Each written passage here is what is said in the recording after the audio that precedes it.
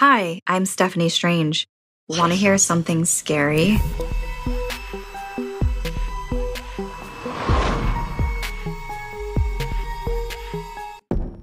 A broken body, bloodied and bruised, laid on its back. Its limbs were bent in unnatural angles. 60 students circled around him, confused and whispering. What could have been responsible? What could have caused so much damage? It was not what Aaron Klein, a sophomore college, nor the other kids from Oklahoma State expected to find in the woods near the annual bonfire. But there, Aaron was, stiff and cold. His poor girlfriend, Carmela, threw herself on top of his corpse, veering between panic and shock. The police had to drag her off. For weeks, detectives investigated the murder. Carmela called every day only to find that at the end of the first week, they were closing the case. When she arrived at the precinct, ready to protest, they told her new evidence pointed to an animal attack. She refused to believe it. They showed her photos of Aaron's body once it had been cleaned and autopsied. Besides lacerations and broken bones, there were bruising that took a couple of days to show up. It revealed what looked like hoof marks all over on his torso and chest. But what kind of animal could do all of that? The detectives left her to process. Not convinced, Carmela grabbed the files and bolted out the door. She would find out who really murdered her boyfriend herself. Rushing over to her best friend Dia's dorm room, she laid out the paperwork and begged for help. Attempting to console her friend, Dia began looking through the file, occasionally reading interviews with other students. Dia snuck a peek at Carmela and quickly tried to hide the papers. Carmela ripped the file from Dia. It was an account from a girlfriend named Piper, who claimed she had been hooking up with Aaron for months.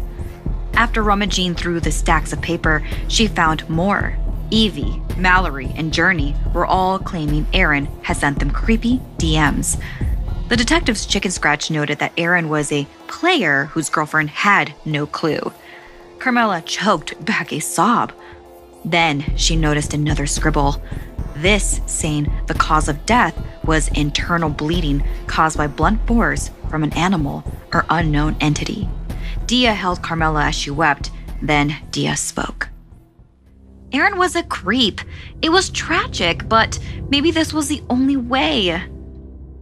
Carmela glared at her friend. She shook as she announced she was going to the woods to find whatever animal hurt Aaron and would kill it herself, and she ran out of the dorm room.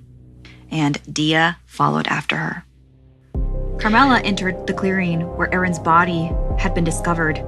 Using the light from her cell phone, she looked around. The bush behind her began to shake. She turned around and the flash illuminated what had happened to a 10-foot tall animal. Something between a deer and a human. It towered over her on 2 legs.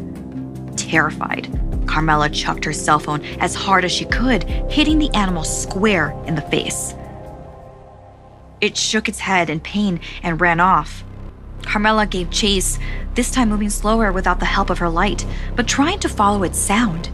She stopped abruptly, realizing it was silent. She inched forward slowly, then bang. She bumped into something solid. Dia? She asked in surprise. Dia handed Carmela her phone. As Carmela filled her in, she shone her flashlight and gasped. Dia's nose was broken and bleeding. Carmela slowly began to piece it all together. And she started to back away.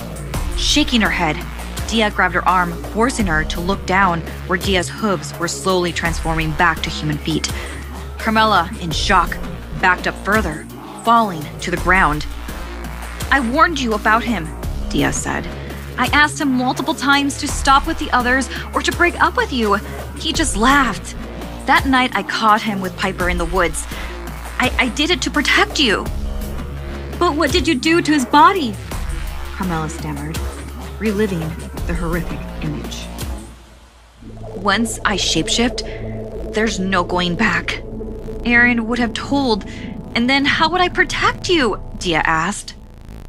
Carmela jumped up and ran toward the school security office. Dia let her go, trailing behind her. knowing she was caught. The security guard opened the door to a distraught Carmela, claiming she knew what had happened to Aaron Klein. The security guard sat her down and asked for details. Carmela looked back at Dia, who was standing outside. Carmela tried to tell the officer about a 10-foot deer and how Aaron lied. And then, all of a sudden, Carmela thought about all the times that Aaron would show up late, and all these memories started flooding back. When the guard asked if there was anything Carmela wanted to add, she looked back at Dia, the friend who only wanted to look after her. "No," she said. "I just thought you should know, so you could keep people out of the woods." Carmela leaned over to embrace Dia. Both their bodies heaved with tears.